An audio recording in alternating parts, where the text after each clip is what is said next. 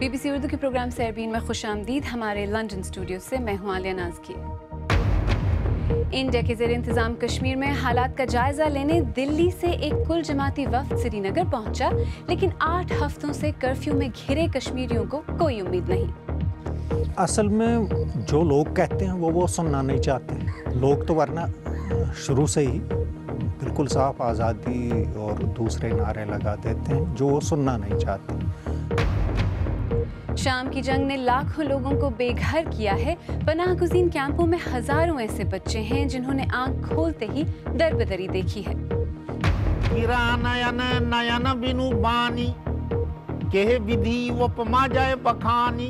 اور آپ کو ملوائیں گے ایک ایسے مولانا صاحب سے جو عالم اسلام بھی ہیں اور ہندوؤں کی مذہبی کتابوں کے عالم بھی، اور مذہبی تعلیم میں دونوں سے مدد لیتے ہیں.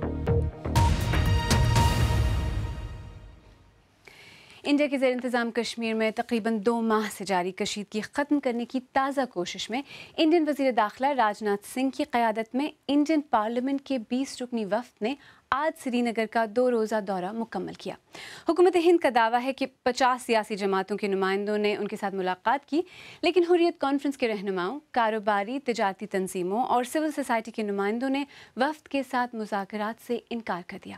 وفد کے سری نگر میں قیام کے دوران بھی وادی بھر میں ہند مخالف مظاہرے ہوئے اور فورسز کی کارروائی میں 400 سے زیادہ افراد زخمی ہو گئے. سری نگر سے ریاض مسرور کی رپورٹ. بھارتی وزیر داخلہ راجناتھ سنگھ نے دعویٰ کیا کہ 200 سے زائد افراد نے ان کے ساتھ ملاقات کی، لیکن علیحدگی پسندوں کے سبھی حلقوں نے رسمی یا غیر رسمی ملاقات سے انکار کر دیا. کل جماعتی وفد کی خاص بات یہ تھی کہ علیحدگی پسندوں سے رابطے کی کوششیں سرکاری نہیں بلکہ نجی تھیں. دورے کے اختتام پر بھارتی وزیر داخلہ نے پھر ایک بار کہا کہ کشمیر بھارت کا اٹوٹ انگ ہے.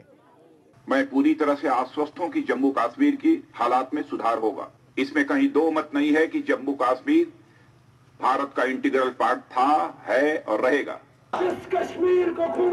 خاص بات یہ ہے کہ بعض ہند نواز حلقے بھی رائے شماری کا مطالبہ کرتے ہیں. ہم نے ان سے بھی کہا کہ آپ کی مرضی ہے، آپ ہمیں انصاف دینا چاہتے ہیں نہیں دینا چاہتے ہیں، آپ پیلٹ گن بھی مت کیجیے، آپ افسفا بھی مت اٹھائیے، لیکن آپ صرف ایک چیز کیجیے، رائے شماری کیجیے. کل جماعتی وفد کے سری نگر میں قیام کے دوران جگہ جگہ مظاہرے ہوئے اور فورسز کی کارروائیوں میں 400 سے زیادہ افراد زخمی ہو گئے، جس سے مذاکراتی کوششوں پر سوالیہ نشان لگ گیا ہے. حل تب ہوگا جب وہ لوگوں کا غصہ ٹھنڈا کرے، جب وہ سیپریٹسٹ سے بات کرے، اسٹریٹجی چینج ہو، تبھی ہو سکتا ہے کچھ بہتری آئے. یہ کوئی سلیوشن نہیں ہے. دس از سمپلی یہ کچھ وقت لینا چاہتے ہیں، لوگوں کو دکھاوے کے لیے یہاں پہ آئیں گے کہ ہاں دیکھیے ہم جی ان کے ساتھ بات کر رہے ہیں. 1990 سے ابھی تک 4 آل پارٹی ڈیلیگیشنز بھارت نے یہاں پہ بھیجے ہیں. ان آل پارٹی ڈیلیگیشنز نے یہاں پہ کیا کیا ہر کسی کے سامنے آیا ہے. حکومت ہند کی کئی کوششوں کے باوجود کشمیر کی سڑکیں آج بھی سنسان ہیں اور عام زندگی معطل ہے. کشمیریوں کے ساتھ مذاکرات کی کوششیں سرکاری سطح پر کی جائیں یا کل جماعتی وفود کی صورت میں، لیکن حکومت ہند کے لیے سب سے بڑا چیلنج یہ ہے کہ مذاکرات کی اس طویل تاریخ کی عوامی مقبولیت کو کیسے بحال کیا جائے. ریاض مسرور، BBC نیوز، سری نگر. ریاض مسرور کی رپورٹ آپ نے دیکھی. اسی بارے میں ریاض نے کشمیر کی سینٹرل یونیورسٹی میں شعبہ قانون کے پروفیسر ڈاکٹر شیخ شوکت حسین سے بات کی اور پہلے ان سے یہ پوچھا کہ اس وفد کی آمد اور مذاکرات کی یہ کوشش کتنی سنجیدہ اور اہم ہے. اصل میں اس کی سگنیفیکنس یا اس کی اہمیت اسی وقت ختم ہو جاتی ہے جب حریت پسند قیادت اس کا بائیکاٹ کرتی اور ٹریڈ باڈیز بھی اس کا بائیکاٹ کرتی، اور ان کے بائیکاٹ کرنے کا ایک وجہ بھی ہے. وجہ یہ ہے کہ پہلے بھی آئی 2010 میں، اس سے پہلے بھی آئی اور گئی، کچھ وعدے کیے گئے، کبھی وہ وعدے وفا نہیں ہوئے. تو اس کی وجہ کیا ہے کہ جو بھی وہاں سے مذاکرات کے لیے یا قیام امن کی کوششوں کے تحت آتا ہے تو انہیں یہ معلوم ہی نہیں ہوتا ہے کہ لوگ کیا چاہتے ہیں. اصل میں جو لوگ کہتے ہیں وہ سننا نہیں چاہتے. لوگ تو ورنہ شروع سے ہی بالکل صاف آزادی اور دوسرے نعرے لگا دیتے ہیں جو وہ سننا نہیں چاہتے. جو وہ سننا چاہتے ہیں لوگ وہ کہتے نہیں. حکومت ہند کا الزام ہے کہ یہ سب پاکستان سپانسرڈ تحریک ہے. ہندوستان نے بھی کوشش کی بہت ساری جگہ، آج کل بلوچستان کا بھی ذکر ہو رہا ہے، ادھر کا بھی آزاد کشمیر کا بھی ذکر ہو رہا ہے، لیکن ये लोग उस ढंग से लोगों को वहाँ मोबिलाइज नहीं कर पाते। तो असल किस्सा ये है कि जब तक लोग एक चीज़ के साथ ना हों, कोई खारिजी ताकत तब तक इतनी बड़ी मोबिलाइजेशन क्रिएट नहीं कर सकती। इंटरनेशनल सिचुएशन जो है डॉक्टर साहब, कश्मीरी जो मांग रहे हैं, ज़ाहिर है वो जियोपॉलिटिकल बैकड्रॉप में ही दिया जाएगा, असर कितना पड़ेगा? पाकिस्तान कोल्ड वार सिनेरियो में तन्हा नहीं बल्कि इंडिस्पेंसिबल, लाजिम मलजूम बन जाता है किसी कोल्ड वार के सिनेरियो में। दोनों ताकतों के लिए जो भी उसमें हों, पहले रूस और अमेरिका थे, अब भी रूस और अमेरिका। तो पाकिस्तान की इस हालत में बारगेनिंग पोजीशन कुछ बेहतर हुई। शायद अमेरिका चाहता यह है कि अफ़गानिस्तान, पाकिस्तान और हिंदुस्तान नज़दीक आ जाए और सेंट्रल एशिया की नौआज़ाद रियासतें जो कोल्ड वार के ख़त्म होने के बाद आज़ाद हो जाए, इकनॉमिकली साउथ एशिया के साथ इंटीग्रेट हो जाएं। और इस सिनेरियो में पाकिस्तान के राहदारी के बिना ऐसा होना मुमकिन नहीं। मुझे लगता है कि शायद कश्मीर के मामलात सुलझने के इम्कानात इस सूरत हाल में ज़्यादा बेहतर बन। डॉक्टर शेख शौकत हुसैन, जिनसे रियाज मसरूर ने बात की। आइए अब दीगर अहम मौज़ूआत पर एक नज़र डालते हैं। जर्मनी के हालिया रियासती इंतखाबात में कुछ अंदाज़ों के मुताबिक बज़ाहिर चांसलर एंगेला मर्केल की जमात क्रिश्चियन डेमोक्रेटिक यूनियन तीसरे नंबर पर आएगी, क्योंकि बाज़ जर्मन शहरी उनकी पनाह गुज़ीनों से मुतल्लिक़ नर्म पॉलिसी से नाखुश हैं और इसका फ़ायदा तारिकीन वतन मुखालिफ अल्टरनेटिव फॉर जर्मनी या AFD को होगा, जो सेंटर लेफ्ट SDP के बाद दूसरे नंबर पर नज़र आती है। पॉल एडम्स की रिपोर्ट पेश कर रहे हैं उमर आफरीदी। AFD यानी अल्टरनेटिव फॉर जर्मनी सिर्फ 3 साल पहले बनी। इस दौरान उसने तारिकीन वतन, यूरोप और इस्टेब्लिशमेंट की मुखालफत करके खासी हिमायत हासिल कर ली है। ये पनागज़ी मुखालिफ जज्बात उभार कर ख़ुद को ईसाई जर्मनी का मुहाफ़िज़ गर्दानती है। रोस्टॉक इसका गढ़ है। वो हमारी सकाफ़त का हिस्सा नहीं। इस्लाम एक अजनबी सकाफ़त है और मुसलमानों को मुआशरे का हिस्सा बनाना बहुत मुश्किल है। ये मशरक़ी यूरोप के तारकीन वतन से ज़्यादा बड़ा मसला है, या दूसरे मुल्क जिनकी अक़दार हम जैसी हैं। मैं सब की बात नहीं कर रहा, मगर ये एक अजनबी सकाफ़त है जो अजनबी रहना चाहती है। हर कोई हमारा हिस्सा नहीं बनना चाहता, यही मुश्किल है। अगर किसी इलाके में मुस्लिम अक्सरियत हो और वहाँ के मुसलमान इतवार को गिरजे में बजने वाली घंटियों पर एतराज़ करें, तो क्या उनका ये एतराज़ बजा होगा? गिरजे की घंटियाँ और ये मज़हब यहाँ सदियों से हैं। इस बारे में आप यहाँ आने से पहले ही जानते हैं कि उन्हें कबूल करना होगा। मैं अपना घर मोटरवे के करीब नहीं बनवाऊंगा कि बाद में मोटरवे बंद करवाता फिर।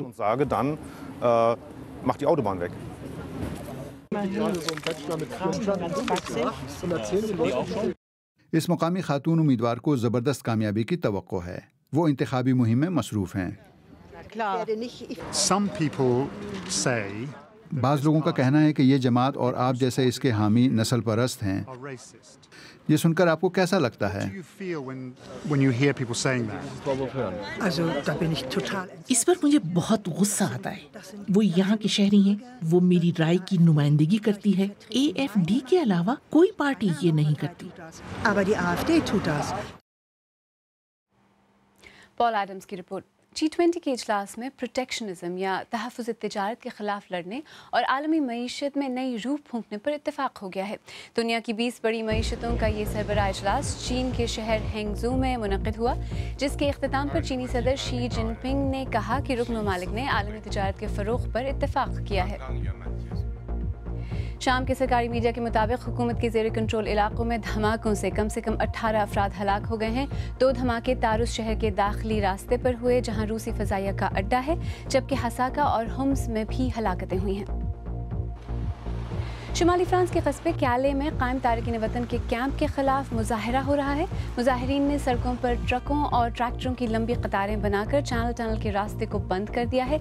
इस कैंप में बरतानिया आने के ख्वाहिशमंद 9000 से ज़्यादा तारिकीन वतन क़याम पजीर हैं। اور آخر میں یہ کہ عالمی کوششوں سے بڑے پینڈا کی نسل ناپید ہونے سے بچ گئی ہے اور اندازہ ہے کہ جنگلوں میں اس کی تعداد 1800 سے بڑھ گئی ہے، مگر بری خبر یہ ہے کہ مسلسل مارے جانے کے باعث مشرقی گوریلے کی نسل اب معدوم ہونے کے قریب ہے۔ آئیے اب دیکھتے ہیں کہ ہماری ویب سائٹ bbcurdu.com پر آپ کی دلچسپی کن خبروں میں ہے۔ ایران کے روحانی پیشوا آیت اللہ علی خامنئی کی حج کے انتظامات کے حوالے سے سعودی عرب پر تنقید اور برطانیہ کی جانب سے امیگریشن کے لیے پوائنٹ سسٹم رائج کرنے سے انکار کی خبروں کے ساتھ احمد نقوی کا کالم گھپ اندھیرے میں امید کی ایک کرن بہت پڑھا جا رہا ہے۔ آپ BBC اردو کا پروگرام سیربین دیکھ رہے ہیں۔ پروگرام میں آگے چل کر دیکھیے گا شام کے ان بچوں کو جو پیدائشی پناہ گزین ہیں، اور ان مولانا صاحب کا مذہبی تدریس کا طریقہ دوسروں سے مختلف کیسے ہے۔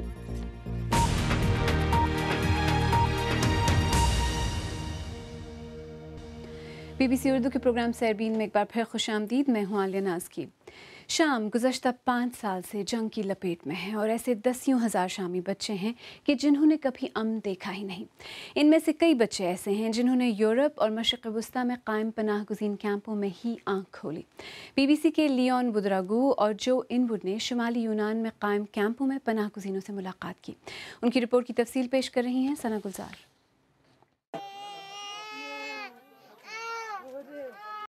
ان سے ملیے، دنیا کے سب سے لاچار لوگ، مائیں اور ان کے وہ بچے جنہیں پیدا ہونے سے پہلے ہی سے جنگ اور دربدری کا سامنا ہے۔ خدیجہ 9 مہینے کے حمل سے ہیں۔ چھٹے مہینے میں سب کچھ خراب ہو گیا۔ میں اس وقت سے تکلیف میں ہوں، میں چل نہیں سکتی اور عام لوگوں کی طرح سو نہیں سکتی۔ سدرا صرف 7 دن کی ہیں۔ زچگی کے دوران میں نے بہت تکلیف اٹھائی۔ مجھے ایسا لگا کہ میں ٹینٹ میں ہی بچے کو جنم دوں گی۔ میرا کزن دائی اور ایک مترجم کو لے آیا۔ انہوں نے مجھے جیسے ہی ٹینٹ سے نکال کر بستر پر لٹایا، میں نے بچے کو جنم دے دیا۔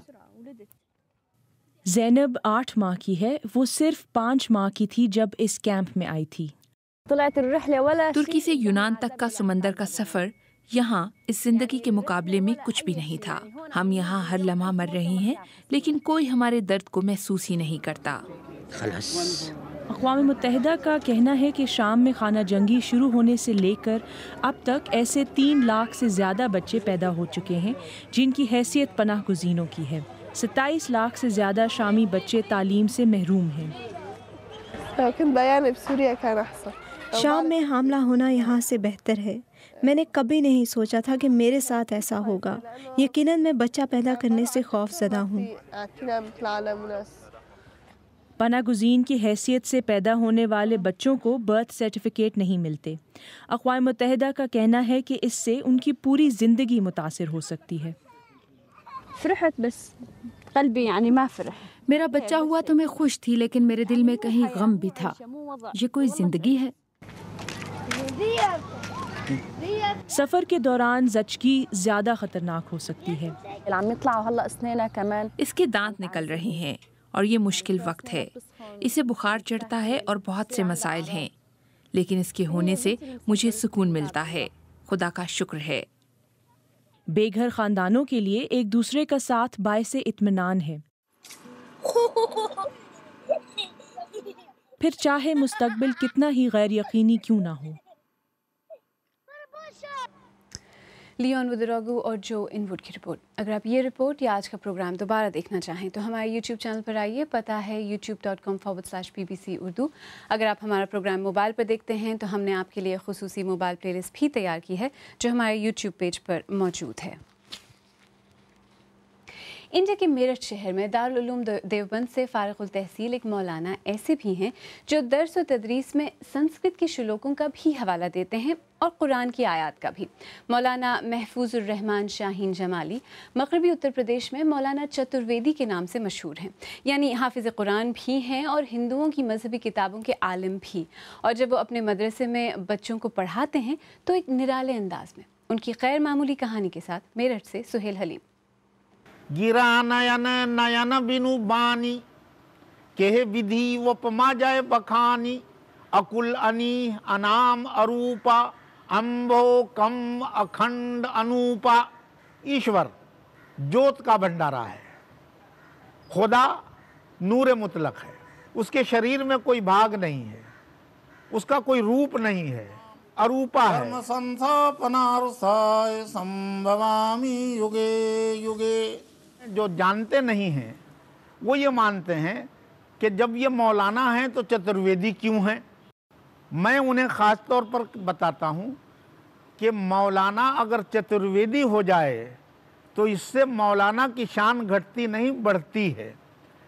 मैंने दारुल देवबंद से पढ़ने के बाद और फिर वेदों से दिलचस्पी पैदा करने के बाद मैंने ये महसूस किया कि मेरी ज़िंदगी किसी एक खाने में सिमट कर नहीं रह गई है, बल्कि मैं वसीतर हो गया हूँ।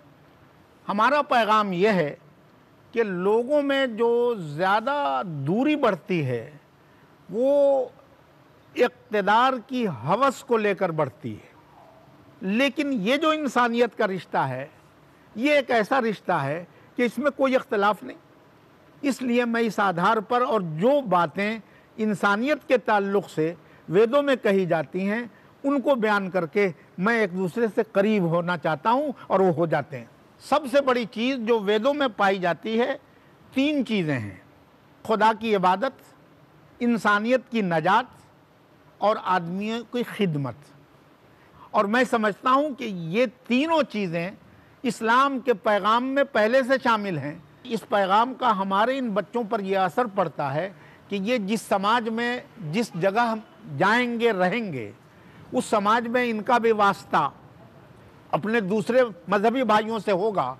ऐसी हालत में जो कुछ उन्होंने यहाँ देखा है इसका अमली मुजाहरा वहाँ करेंगे और इसी तरह एक मेल मिलाप की नई शक्ल बनाकर आपस के इत्तेहाद को बल देंगे, ताकतवर बनाएंगे। मेरठ के मौलाना चतुर्वेदी। इंडिया के ज़ेर इंतज़ाम कश्मीर की सूरत हाल आज सहरबीन का बड़ा मौजू थी। वज़ीर दाखिला राजनाथ सिंह की क़यादत में इंडियन पार्लियामेंट के 20 रुकनी वफ़द ने श्रीनगर का दौरा किया, जबकि हुर्रियत कॉन्फ्रेंस के रहनुमाओं, कारोबारी, तजारती तंजीमों और सिविल सोसाइटी के नुमाइंदों ने इस वफ़द से मुलाकात नहीं की। अगर आप चाहें तो मुझसे और हमारी टीम के दीगर साथियों से ट्विटर पर भी रब्ता कर सकते हैं। मेरा ट्विटर हैंडल है @आलिया नाज़की। इसके साथ ही सहरबीन इख्तिताम को पहुँचा। आलिया नाज़की को अब इजाज़त दीजिए।